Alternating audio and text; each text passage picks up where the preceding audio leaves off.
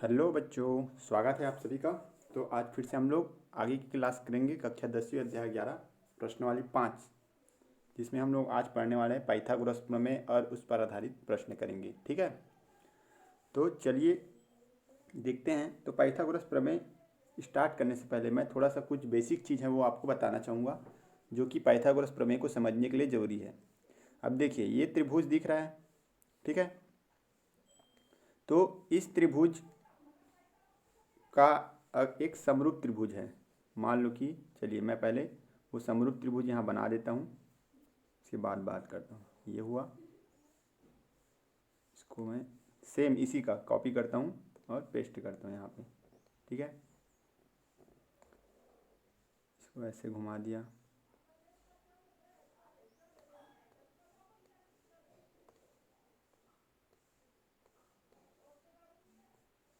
एक मिनट।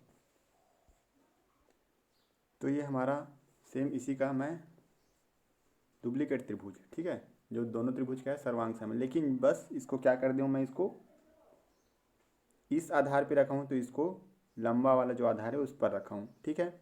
ये दोनों त्रिभुज आप लोग को दिख रहे होंगे, ये दोनों एक ही त्रिभुज हैं। एक ही त्रिभुज को मैं अलग अलग पोजीशन में रखा हुआ हूँ। अब बोलता है कि ये जो दोनों त्रिभुज हैं वो क्या है, समरूप हैं। समरूप है, मान लो कि मैं इसका नामकरण रखता हूँ पहले। ये ए बी सी है त्रिभुज, और ये है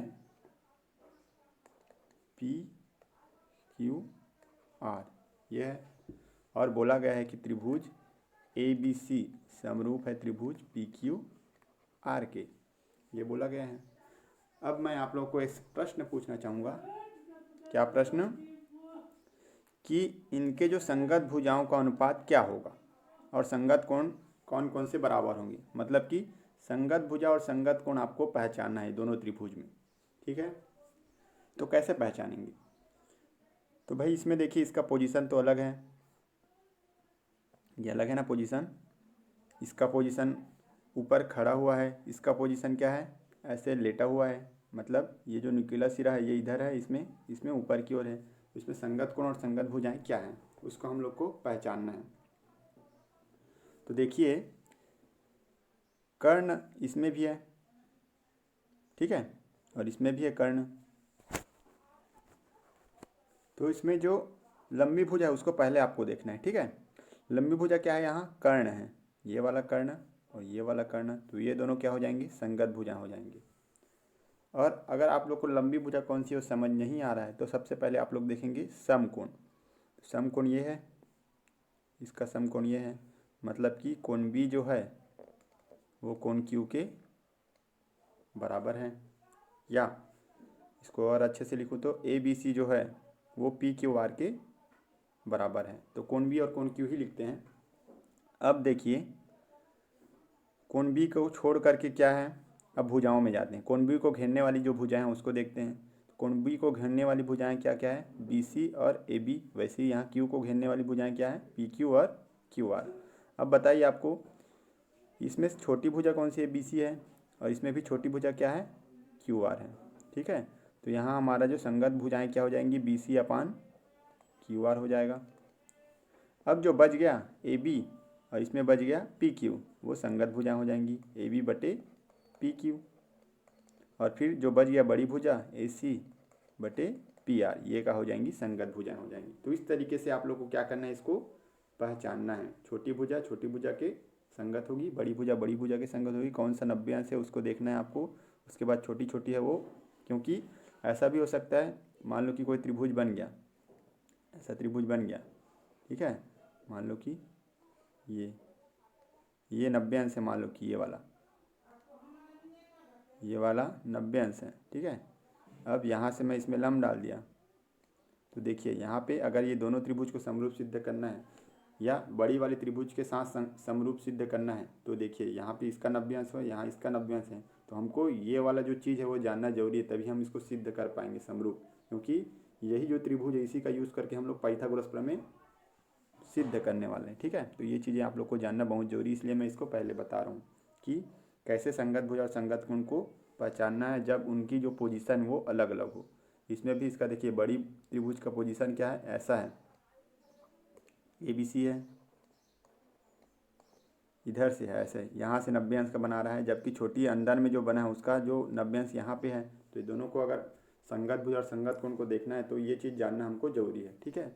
तो सबसे पहले आपको खोजा है 90 अंश, 90 अंश कौन सा है उसको बराबर करना है, और उसके बाद जो उससे अटैच्ड जो भुजा है, ठीक है, तो छोटी भुजा बड़ी वाली त्रिभुज के छोटी भुजा के संगत होगा, और 90 अंश से जो अटैच है बड़ी भुजा, वो बड़ी त्रिभुज के बड़ी भुजा से क्या होगा, संगत होगा, और जो बच गया कर्ण वो तो होगा ही होगा, ठीक है।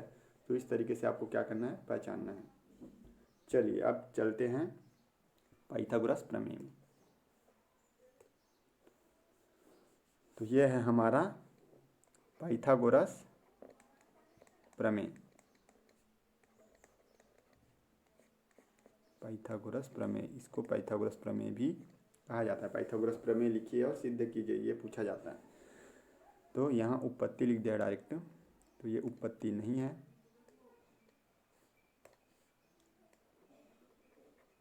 ये हमको ज्ञात है। हम कुछ बुक के हिसाब से नहीं करेंगे, हम लोग अपने हिसाब से इसको अलग से सिस्टमेटिक करते जाएंगे, ठीक है। चलिए, तो पाइथागोरस प्रमेय क्या है, एक हम लोग जानते हैं कर्ण का वर्ग बराबर लंब का वर्ग धन आधार का वर्ग, यही होता है। मतलब एक समकोण त्रिभुज में जो कर्ण का वर्ग है शेष दो भुजाओं के वर्गों के योग के बराबर होता है। अगर एक समकोण त्रिभुज है उसमें कर्ण का जो वर्ग है, जो बड़ी भुजा सबसे बड़ी भुजा रहती है उसको कर्ण बोलते हैं, ठीक है, उसका जो वर्ग है वो अन्य जो छोटी भुजाएं हैं उनके वर्ग के योग के बराबर होता है, यही होता है। तो सबसे पहले तो दिया है, उसको लिखते हैं, क्या क्या चीज़ दिया है। तो हमको एक समकोण त्रिभुज ABC दिया गया है, इसमें बोला है ना समकोण त्रिभुज बोला है, तो समकोण त्रिभुज ABC दिया गया है। अब समकोण त्रिभुज में एक कोण तो 90 अंश होगा, तो मान लो कि कोण B क्या है उसका समकोण है, ठीक है, ये हमको दिया गया है। तो हमको सिद्ध करना है कि कर्ण का जो वर्ग है शेष दो भुजाओं के वर्गों के योग के बराबर होता है, ठीक है। तो उसके लिए सबसे पहला काम तो हम लोग चित्र बनाएंगे, चित्र बना लेते हैं। तो ये हमारा एक त्रिभुज बना,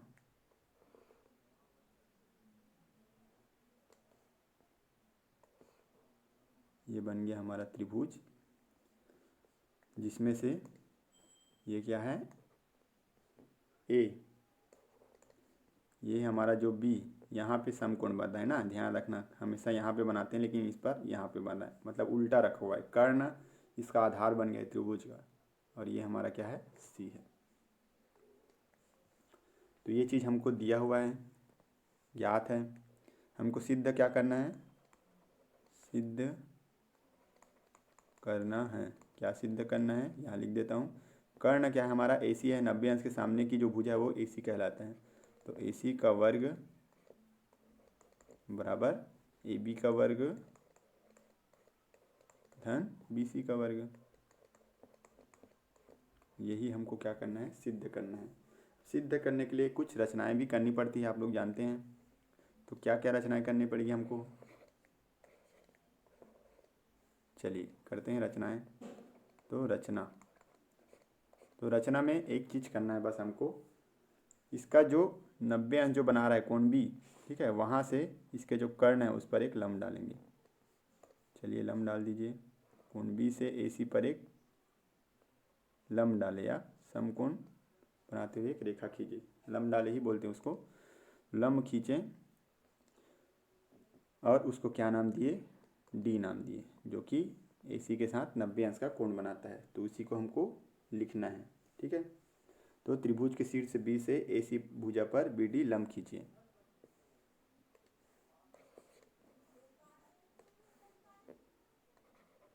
त्रिभुज के जो इसको शीर्ष बोलते हैं, ये ABC है ना, उसको शीर्ष बोलते हैं। त्रिभुज के शीर्ष B से भुजा AC पर BD लंब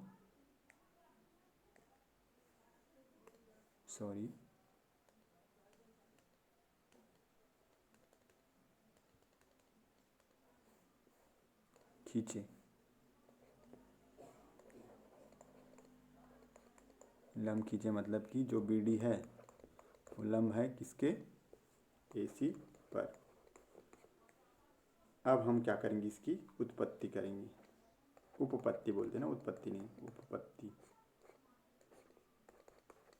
हम उपपत्ति में देखते हैं। चलिए अब हम लोग क्या करेंगे, ये जो अंदर में जो त्रिभुजें हैं, दो त्रिभुज दिख रहे होंगे, ए बी डी और CBD, ठीक है, या ADB CDB, जो भी बोलो आप लोग, उसको बारी बारी से जो बड़ी वाली जो त्रिभुज है, ठीक है, बड़ी वाली त्रिभुज का है ABC, उसके साथ समरूप हम लोग क्या करेंगे, सिद्ध करेंगे। ठीक है, समरूप सिद्ध करने के बाद उनकी संगत भुजाओं को क्या करेंगे, अनुपात को बराबर करेंगे। ठीक है, ये सिंपल प्रोसेस तो हम लोग कर ही सकते हैं। तो चलिए उसी को करना है हमको।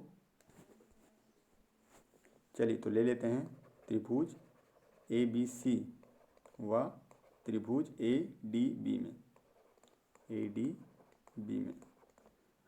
अब देखिए त्रिभुज ABC और ADB में क्या है, तो देखिए इसमें कोण B और इसमें कोण D, ABC में कोण B और ADB में देखिए ABC, बड़ी वाली त्रिभुज बोल रहा हूँ ना, सबसे बड़ी, जो बड़ी वाली त्रिभुज और अंदर में जो छोटी त्रिभुजें बनी हैं। ठीक है, तो हम लोग ये वाला जो त्रिभुज है और ये बड़ा वाला त्रिभुज है, उसके साथ क्या कर रहे हैं, उनको समरूप सिद्ध करने की कोशिश कर रहे हैं।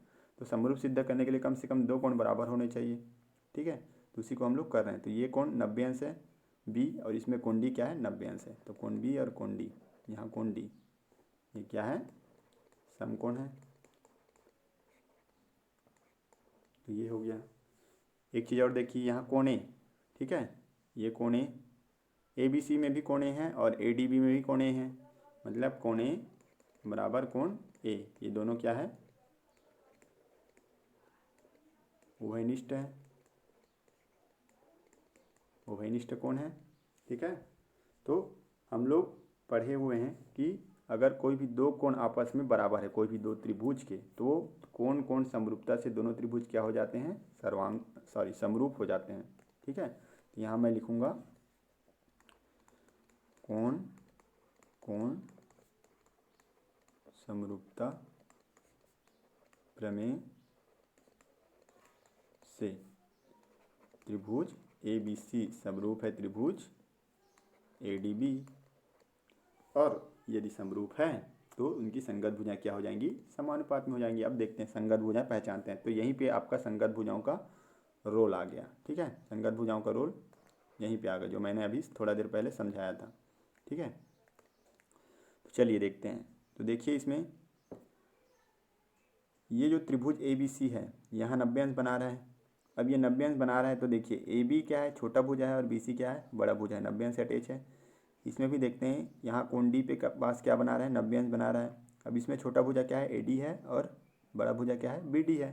तो छोटा भुजा इसके छोटा भुजा के साथ क्या हो जाएगा, समानुपात में हो जाएगा।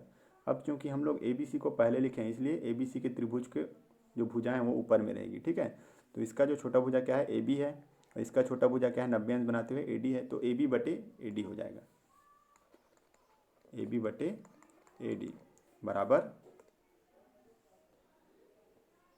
AB बटे AD बराबर, अब इसकी देखिए, इसका जो कर्ण है क्या है, AC है, और ADB का कर्ण क्या है, AB है। तो AC बटे AB कर लेंगे, AC बटे AB कर लेंगे। ये क्या होगी, समानुपातिक भुजाएं। यही पढ़े हैं आप लोग। एक और हो सकता है, लेकिन हमारा जो काम का है वो यही है, क्योंकि हमको AB जो आ गया, ठीक है, ये वर्ग हो जाएगा। ठीक है, बाकी में वर्ग नहीं होगा, इसलिए हम इसी को लेंगे। इसको हम लोग क्या कर देंगे, एक तो आपको छोटी वाली भुजा 90 अंश बनाती है उसको लेना है, और एक कर्ण को लेना है, बस इतना ही ध्यान रखना। तो ये तिरिया गुना करेंगे तो AB का वर्ग हो जाएगा बराबर AC इंटू AD हो जाएगा। ये हो गया हमारा समीकरण 1। सिमिलरली इसी प्रकार अगर हम लोग करें, ठीक है, यहाँ पे आप लोग को अब बार बार ये कौन कौन समरूपता प्रमेय करने की ज़रूरत नहीं है। यहाँ सीधा क्या लिख देंगे, इसी प्रकार क्या हो जाएगा, जो इस तरफ का जो त्रिभुज है वो भी क्या हो जाएगा, ये जो बड़ी त्रिभुज है उसके क्या हो जाएगा, समरूप हो जाएगा। ठीक है, ये प्रमेय होता है, प्रमेय के आधार पर ही हम लोग बता रहे हैं। तो यहाँ पे क्या हो जाएगा, जो त्रिभुज CDB या BDC बोल सकते हैं आप लोग, BDC जो है वो त्रिभुज ABC के क्या हो जाएगा, समरूप हो जाएगा, या त्रिभुज ABC समरूप है त्रिभुज BDC के। जैसे उसमें सिद्ध किए ना, उसी इसमें भी सिद्ध हो जाएगा। देखिए यहाँ पे 90 अंश बना है, इसमें भी यहाँ 90 अंश बना है, और कौन सी क्या है, दोनों बराबर है, तो ये त्रिभुज भी क्या हो जाएगा, बड़ी वाली त्रिभुज के समरूप हो जाएगा। समरूप हो जाएगा तो हम लोग सीधा कर सकते हैं। तो एक बार हम लोग कर चुके हैं, तो प्रमेय में वो बार बार करने की जरूरत नहीं है सेम चीज़ को, ठीक है। वहाँ इसी प्रकार का ही आप लोग लिख सकते हैं। तो यहाँ मैं इसी प्रकार लिखूंगा, आप लोग को भी वैसे ही लिखना है पेपर में, इसी प्रकार अगर त्रिभुज BDC और ABC समरूप है तो क्या हो जाएगा, इनकी भी संगत भुजाएं क्या होगी, समानुपात में होंगी। अब देखिए इसमें 90 अंश डी है, इसमें 90 अंश बी है।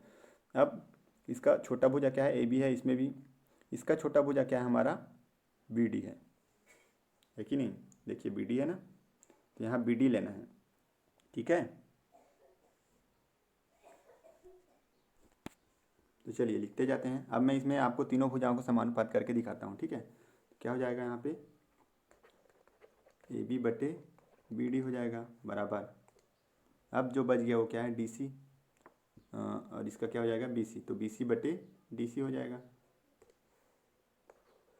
BC बटे DC हो जाएगा। और तीसरा भुजा क्या बच गया, तीसरा भुजा हमारा जो कर्ण है वो बच गया AC बटे, इसका क्या हो जाएगा BC हो जाएगा, तो AC बटे BC हो जाएगा, ठीक है। CD भी लिख सकते हैं DC को।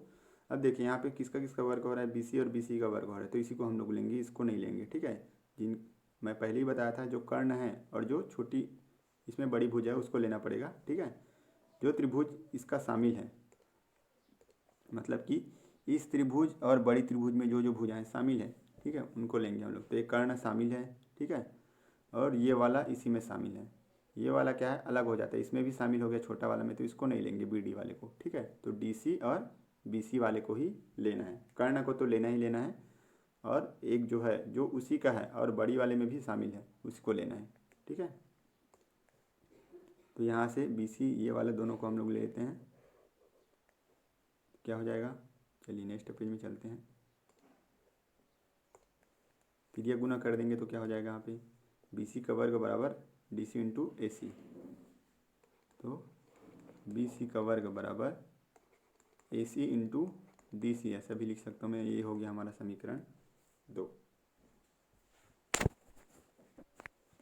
अब हम लोग क्या करेंगे, समीकरण 1 धन 2 करेंगे। समीकरण 1 और 2 को जोड़ने पर, जोड़ दीजिए, क्या है समीकरण 1 हमारा, AB का वर्ग बराबर AC इंटू AD, तो यहाँ AB का वर्ग और इसका लेफ्ट में क्या है BC का वर्ग बराबर, वहाँ क्या था AC इंटू AD था, प्लस यहाँ क्या है AC इंटू DC है। AC कॉमन निकाल लीजिए, तो AC कॉमन निकालेंगे तो क्या बच जाएगा, AD प्लस DC। अब देखिए चित्र में देखिए आप लोग, AD प्लस DC क्या है, AD प्लस DC क्या है, AC है। यहाँ से यहाँ धन यहाँ यहाँ दोनों भुजाओं को जोड़ दूंगा तो क्या आ जाएगा, AC आ जाएगा। तो यहाँ मैं क्या लिख सकता हूँ, इंटू AC लिख सकता हूँ। तो यहाँ AB का वर्ग तो पहले ही है, प्लस BC का वर्ग है। अब AC को इंटू AC, ठीक है, दो सेम चीज़ें गुना होती है आपस में, तो क्या हो जाता है, इसका पूरे का वर्ग हो जाता है। AB का वर्ग धन BC का वर्ग, यही है। या इसको अच्छे से लिखूँ तो कैसे लिखूँ,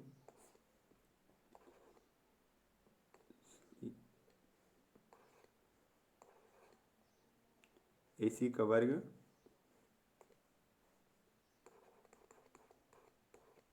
बराबर AB का वर्ग धन BC का वर्ग, और यही क्या है हमारा पाइथागोरस प्रमेय है, ठीक है। तो ये सिद्ध होता है। इसी प्रकार आपको इसका विलोम भी सिद्ध कर सकते हैं। तो इसका विलोम क्या है, विलोम बोलूँ तो यदि किसी, अभी हम लोग क्या बोले थे, अगर कोई समकोण त्रिभुज है तो कर्ण का वर्ग उसके दो अन्य भुजाओं के वर्गों के योग के बराबर होता है, मतलब कर्ण का वर्ग बराबर लंब का वर्ग होता है, ये बोले थे। अब हम लोग उल्टा बोलेंगे, यदि कर्ण का वर्ग बराबर लंब का वर्ग धनाधार का वर्ग है, तो उसमें जो कर्ण के सामने वाली जो भुजा है या बड़ी वाली जो भुजा है, ठीक है, उसके सामने का कोण क्या हो जाएगा, समकोण हो जाएगा, ये हम बोल सकते हैं, ठीक है। तो ये भी आता है, तो इसको आप लोग ट्राई करके देखेंगे, नहीं बनेगा तो मेरे को कमेंट में करके बताएंगे, ठीक है। तो मैं उस पर भी वीडियो बना दूंगा। तो चलिए अब सीधा प्रश्न वाली में चलते हैं। तो हमारा जो प्रश्नावली का जो पहला प्रश्न था, तो पहला प्रश्न बहुत ही सिंपल था, तो सिंपल है इसलिए आप लोग उसको खुद से बनाने की कोशिश करेंगे। मैं यहाँ पर दूसरा प्रश्न बताने वाला हूँ। तो दूसरा प्रश्न क्या है हमारा, मेघा ने 2 समरूप पतंगे बनाई। ठीक है, मेघा ने क्या किया, 2 समरूप पतंगे बनाई हुई हैं।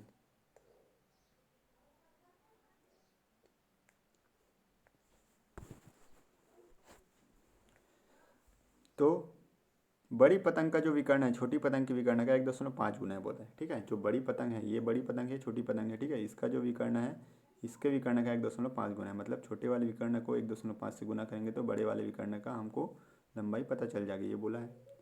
अब स्केल गुणक क्या होगा पूछा है, तब स्केल गुणक क्या होगा। ठीक है, तो स्केल गुणक तो सीधा सीधा समझ आ रहा है, 1.5 गुना है, मतलब कि इसको हम लोग 1.5 से गुना कर देंगे तो बड़ी बन जाएगी, इसका भी हम लोग 1.5 से गुना करेंगे तो ये बन रहा है, मतलब कि इसका जो स्केल गुणक है वो क्या हो जाएगा, 1.5 होगा। तो पहले का जो आंसर है वो तो हमको डायरेक्ट मिल गया। तो चलिए हल करते हैं। पहला है, पहला क्या है, स्केल गुणक क्या होगा। तो चूंकि दोनों पतंगे, पर लिख लेता हूँ फिर आपको बता। तो चलिए मैंने ये लिख लिया, क्योंकि दोनों पतंगे क्या है, समरूप हैं, तथा बड़ी जो पतंग का विकर्ण है छोटी पतंग के विकर्ण का 1.5 गुना है। ठीक है, अब इसका 1.5 गुना है, मतलब इसको इससे भाग देंगे तो 1.5 आएगा। ठीक है, मतलब इनके संगत भुजाओं का जो अनुपात है वो क्या है, 1.5 है, और वही हमारा क्या होता है, स्केल गुणक ही होता है ना भाई। तो 1.5 क्या हो जाएगा, हमारा स्केल गुणक हो जाएगा। सेकंड क्या बोला है, बड़ी पतंग के विकर्णों की माप ज्ञात कीजिए, जबकि बी डी बराबर, अब देखिए यहाँ बी डी बराबर क्या दिया है, 40 सेंटीमीटर। चलिए मैं लिखता हूँ यहाँ पे, बी डी बराबर दिया है 40 सेंटीमीटर।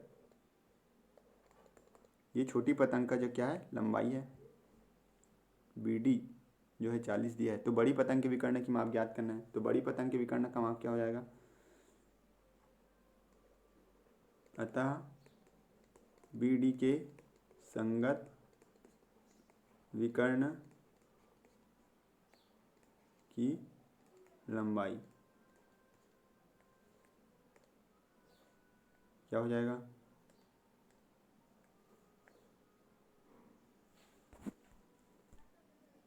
चलिए तो यहाँ मैंने लिख लिया बी डी के संगत विकर्ण की लंबाई क्या हो जाएगी। तो मैंने बी डी लिखा था 40, बी डी बराबर क्या था, 40 सेंटीमीटर। तो 40 गुनी, अब 1.5 गुना है जो बड़ी भुजा है। ठीक है,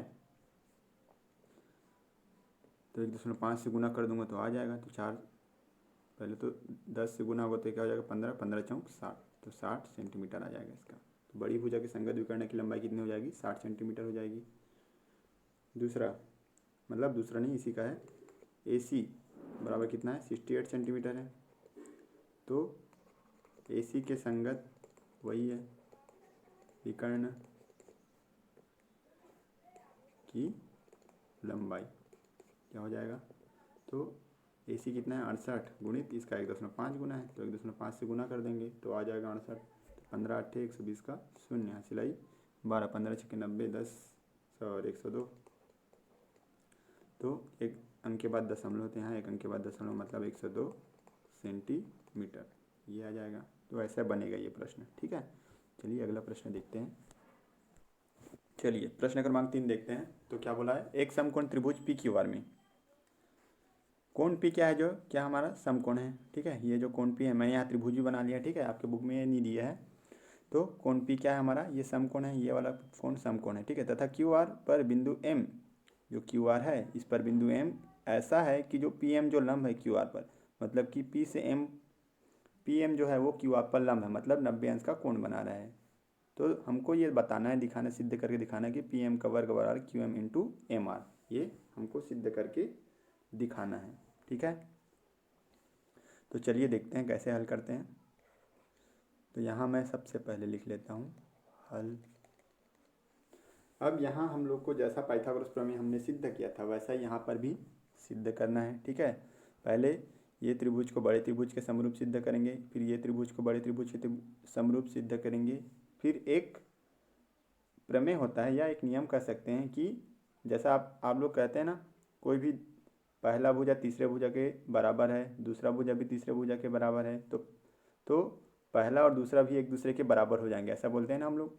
वैसा इसमें भी अगर पहला त्रिभुज बड़ी त्रिभुज के समरूप है, दूसरा त्रिभुज बड़ी भुजा के समरूप है, तो ये जो पहला और दूसरा त्रिभुज ये भी आपस में क्या हो जाएंगे, समरूप हो जाएंगे। ये हमको सिद्ध कर लेना है फिर, ठीक है। चलिए उसी में चलते हैं हम लोग सीधा फटाफट। तो हम लोग फिर त्रिभुज पी क्यू आर एवं त्रिभुज पी एम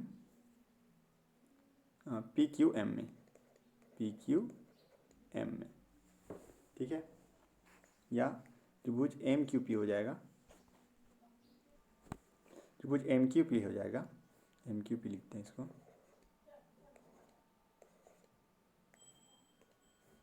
त्रिभुज एम क्यू पी में क्या हो जाएगा, तो कोण क्यू बराबर कोण क्यू क्या है, उभयनिष्ठ है। कोण एम बराबर कोण एम, सॉरी कोण पी, बड़ा वाला त्रिभुज का कोण पी और दूसरा छोटा वाला कोण एम क्या है, समकोण है। समकोण है तो दोनों त्रिभुज क्या हो जाएंगे, समरूप हो जाएंगे। तो त्रिभुज पी क्यू आर समरूप है त्रिभुज एम क्यू पी के, ठीक है। यहाँ हमको यहाँ पर समानुपात करने की ज़रूरत नहीं है। इसी प्रकार यहाँ भी लिख देंगे, ये वाला जो त्रिभुज है, ठीक है, वो भी बड़ी त्रिभुज के क्या हो जाएगा, जैसे कि हमने पाइथागोरस प्रमेय लगाया था, सेम सिस्टम से वो त्रिभुज पी क्यू जो आर है वो किसके समरूप हो जाएगा, त्रिभुज एम आर पी के, एम आर पी के। अब वही वाला जो प्रमेय लगाएंगे जो मैंने आपको बताया था अभी थोड़ा देर पहले, चलिए नेक्स्ट पेज में लगाने क्या, तो क्या होता है वो प्रमेय, यदि दो त्रिभुज, लिख देता हूँ पहले, तो ये मैंने लिख लिया है कि यदि दो त्रिभुज किसी तीसरे त्रिभुज के समरूप हैं तो वे दोनों त्रिभुज भी आपस में क्या हो जाएंगे, समरूप हो जाएंगे। तो ये जो पी क्यू आर है वो तीसरा त्रिभुज हो गया, ठीक है। इसके समरूप क्या है, दो त्रिभुज है एम क्यू पी, जो अंदर के जो दोनों त्रिभुज हो इसके समरूप हैं, तो ये दोनों भी आपस में क्या हो जाएंगे, समरूप हो जाएंगे। इसलिए त्रिभुज एम क्यू पी समरूप है त्रिभुज एम आर पी के, त्रिभुज एम क्यू पी समरूप है त्रिभुज एम आर पी के। और अगर ये दोनों त्रिभुज समरूप है तो इसके संगत भुजाएं क्या होंगी, समानुपात में होंगी। तो चलिए देखते हैं, एम क्यू पी और एम आर पी। अब इसकी जो संगत भुजाएं हैं इसके हिसाब से लेते हैं हम लोग, ठीक है। एम पी तो दोनों में है तो दोनों का एम पी लेना पड़ेगा। इसका जो एम पी है, ठीक है, ये वाला एम क्यू पी में ये वाला जो 90 अंश के ऊपर जो बना है ये इसकी बड़ी भुजा है, ठीक है। तो मैं बड़ी भुजा क्या है मेरा, एम पी है, या पी एम लिख सकते हैं, पी एम लिख लेते हैं, ठीक है, क्या है, अतः पी एम इसकी जो बड़ी भुजा 90 अंश। अब इसका जो बड़ी भुजा 90 अंश क्या है, एम आर है। देखिए ये बड़ा है ना भाई, 90 अंश से ये बड़ा है, ठीक है, ये नहीं है, तो यहाँ क्या लिखेंगे, एम आर लिखेंगे, एम आर बराबर, और क्या है हमारा, अब इसका जो छोटा भुजा है ये है क्यू एम, और इसका छोटा भुजा क्या है, पी एम है, तो क्यू एम बटे पी एम हो जाएगा, क्यू एम बटे पी एम हो जाएगा। यहीं लिख दूँ क्या, तो अगर तिर्यक गुना करूँ तो क्या हो जाएगा, पी एम का वर्ग बराबर Q M into M R. यही सिद्ध करना था क्या, पी एम का वर्ग बराबर Q M into M R. तो ये हमारा आ गया, सिद्ध हो गया, ठीक है। तो यही क्या करना था हमको, सिद्ध करना था, तो इसको नोट कर लीजिए। चलिए प्रश्न क्रमांक 4 देखते हैं। एक समबाहु त्रिभुज की त्रिभुज एबीसी की भुजा 2a है, उसके प्रत्येक शीर्ष लंब की लंबाई ज्ञात कीजिए, ये हमको पूछा है।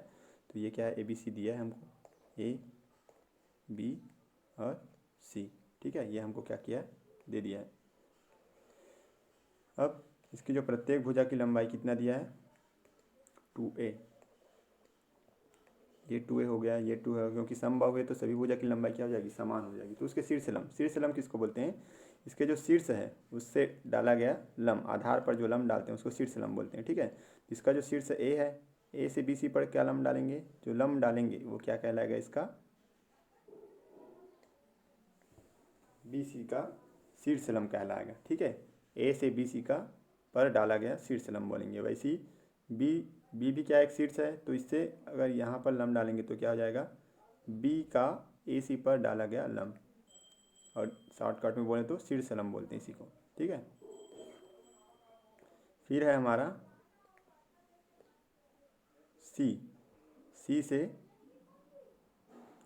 ए बी पर डाला गया लंब बोलेंगे। ये हो गया। तो बस हमको अब ये समबाहु त्रिभुज है, तो एक चीज़ आसान है कि इसमें सभी के जो शीर्ष लंब है उसकी लंबाई क्या रहेगी, समान रहेगी। ठीक है, एक शीर्ष लंब की लंबाई हमको पता चल गई तो बाकी सभी शीर्ष लंब की लंबाई क्या हो जाएगी, बराबर कर देंगे। तो मान लो कि शीर्ष लंब क्या क्या है, ए बी सी दिया है, तो इसको ले लेते हैं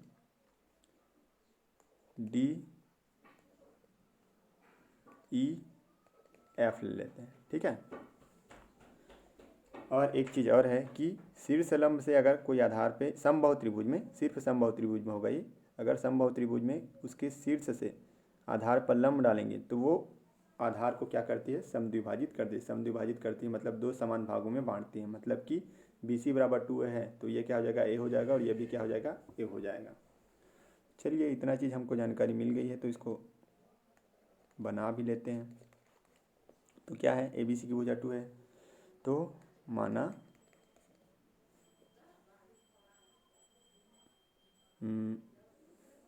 ए डी त्रिभुज ए बी सी के शीर्ष लंब क्रमशः A D B E C F हैं, ए डी बी ई और सी एफ हैं। तो क्या हो जाएगा, अतः त्रिभुज, अब ये त्रिभुज देखिए यहाँ से ये लंब 90 अंश का कोण बना रहा है, ये 90 अंश है ना भाई, शीर्ष लंब है, लंब है मतलब ये 90 अंश है। तो त्रिभुज ए बी डी में पाइथागोरस प्रमेय से क्या हो जाएगा, ए बी का वर्ग बराबर ए डी का वर्ग धन बी डी का वर्ग। ए बी का वर्ग हमको पता है, ए बी कितना है, 2a है, 2a का वर्ग है। और वृत्त बोलता हूँ, त्रिभुज के शीर्ष से उसके आधार पर अगर लंब डालेंगे समबाहु त्रिभुज के तो क्या होता है, उसको समद्विभाजित करता है। तो क्या हो जाएगा यहाँ पे बी डी। ठीक है, ए डी तो हमको निकालना है, तो ए डी का वर्ग लिखता हूँ, बी डी की जगह में क्या लिख दूंगा, ए का वर्ग लिख दूंगा। और यहाँ लिखना है समबाहु त्रिभुज के शीर्ष से आधार पर या शीर्ष लंब जो है वो समबाहु त्रिभुज के शीर्ष लंब लिख देता हूँ यहाँ पे सीधा।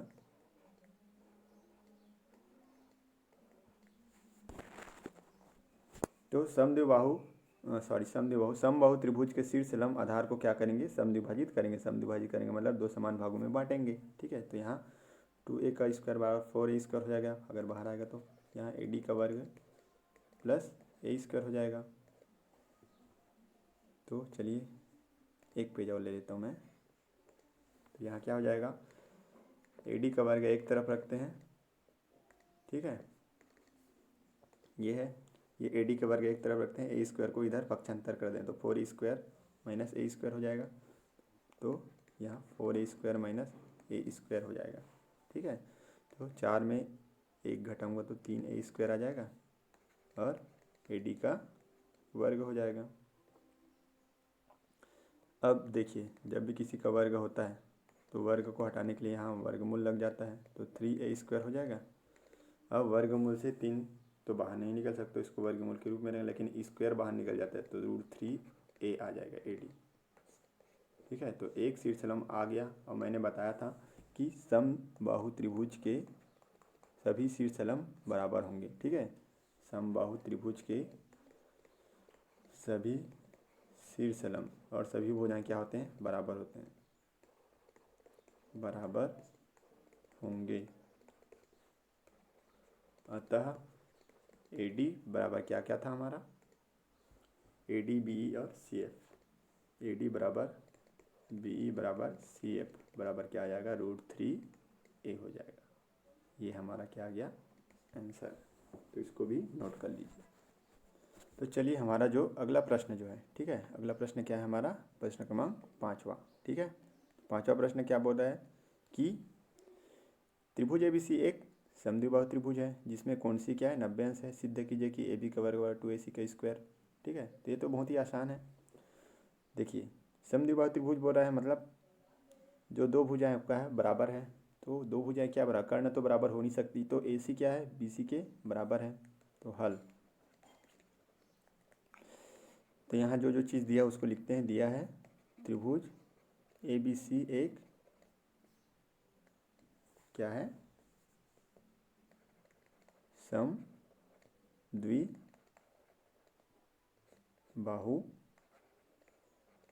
त्रिभुज है। ठीक है, समद्विबाहु त्रिभुज है जिसमें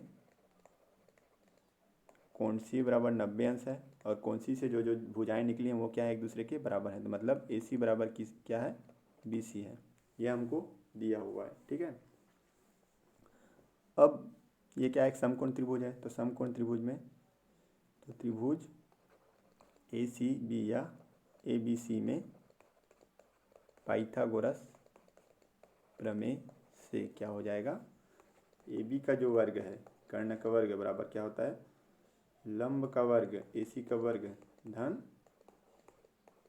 आधार का वर्ग BC का वर्ग। और यहाँ हमको AC लाना है। ठीक है, तो BC किसके बराबर है, AC के बराबर है। तो BC के जगह मैं क्या लिख दूंगा, AC लिख दूंगा। ठीक है, तो यहाँ क्या हो जाएगा AB का वर्ग हो जाएगा। यहाँ चाहो तो लिख सकते हो AC बराबर BC करके, और दो AC है तो दोनों को जोड़ देंगे तो क्या हो जाएगा हमारा AB का वर्ग बराबर 2AC का वर्ग। और यही हमको क्या करना था, सिद्ध करना था। ठीक है, तो इसको भी नोट कर लीजिए। चलिए प्रश्न क्रमांक 8 देखते हैं इस प्रश्नावली का, और यही मेरा लास्ट प्रश्न होगा। ठीक है, बाकी जो प्रश्न बचेंगे उसको आप लोग प्रैक्टिस करेंगे, तो इसको ध्यान से देखिएगा। तो ये भी एक जैसा पाइथागोरस प्रमेय सिद्ध किए थे उसी से मिलता जुलता है। क्या बोला है, त्रिभुज ACB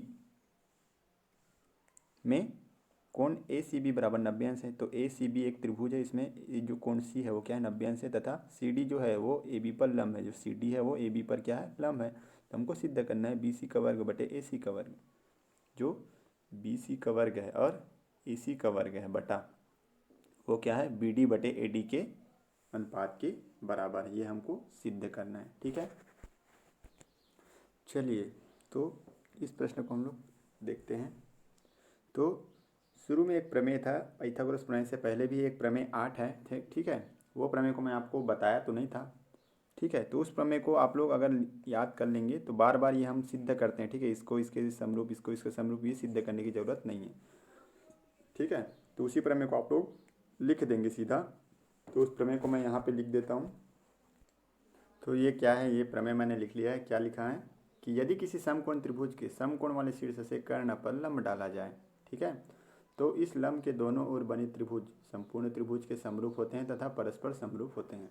मतलब कि ये एक समकोण त्रिभुज है, इसका कोण C समकोण है, तो इस समकोण वाले शीर्ष है। ठीक है, C है समकोण वाला शीर्ष है, इससे अगर कर्ण पर लंब डाला जाए, अब समकोण के सामने वाली भुजा कर्ण होता है ना, तो AB क्या है कर्ण है, तो AB पर लंब डाले हैं। ठीक है, तो इस ये हो गया लंब, CD क्या हो गया लंब। लंब के दोनों ओर जो त्रिभुज बनेगा वो बड़ी त्रिभुज के क्या हो जाएंगे, या संपूर्ण त्रिभुज बोल सकते हैं, बड़ी त्रिभुज उसके क्या हो जाएंगे समरूप हो जाएंगे, और वे आपस में भी समरूप होंगे। परस्पर समरूप होते हैं, उसका मतलब ये दोनों भी आपस में क्या हो जाएंगे समरूप हो जाएंगे।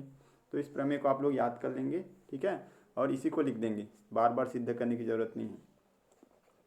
अतः हमारा जो त्रिभुज ADC जो है वो समरूप है त्रिभुज BDC के। ये ADC जो है वो BDC के समरूप है। ठीक है, अब यहाँ वर्ग आ गया, तो वर्ग किस में रहता है, भुजा का वर्ग। तो हम लोग एक पढ़े थे, अगर दो त्रिभुजें समरूप है तो उनके क्षेत्रफल का जो अनुपात है उनके संगत भुजा के वर्ग के अनुपात के बराबर होता है, ये हमने पढ़ा था।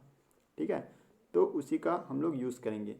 तो अतः त्रिभुज ADC का क्षेत्रफल बटे त्रिभुज BDC का क्षेत्रफल बराबर क्या हो जाएगा।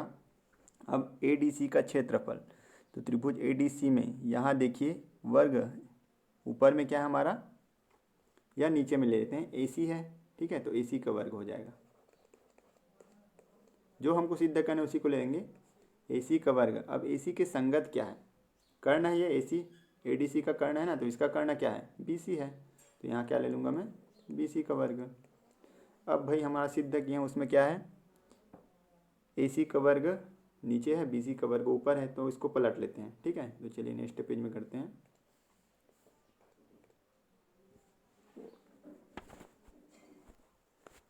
तो क्या हो जाएगा, त्रिभुज BDC का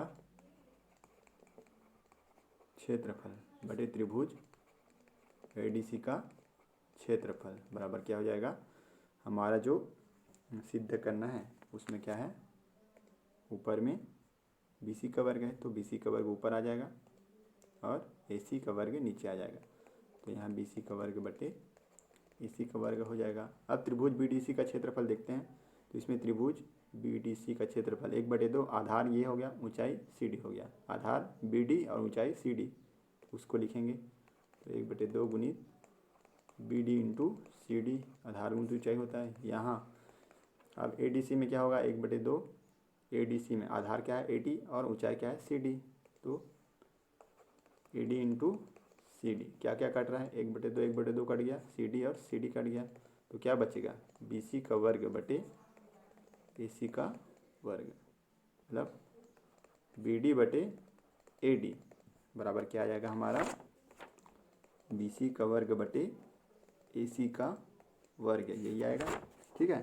तो इसको और अच्छे से जमा के लिखूँ यहाँ, तो क्या हो जाएगा मेरा, BC का वर्ग बटे AC का वर्ग बराबर BD बटे AD, और यही मेरे को क्या करना था, सिद्ध करना था, ठीक है। तो इस तरीके से आपका ये जो प्रश्न अध्याय 11 है, ठीक है, तो इसको 5 प्रश्न वाली कंप्लीट होते हैं, और बाकी जो प्रश्न बचे हैं उसको आप लोग अपने से कोशिश कीजिएगा।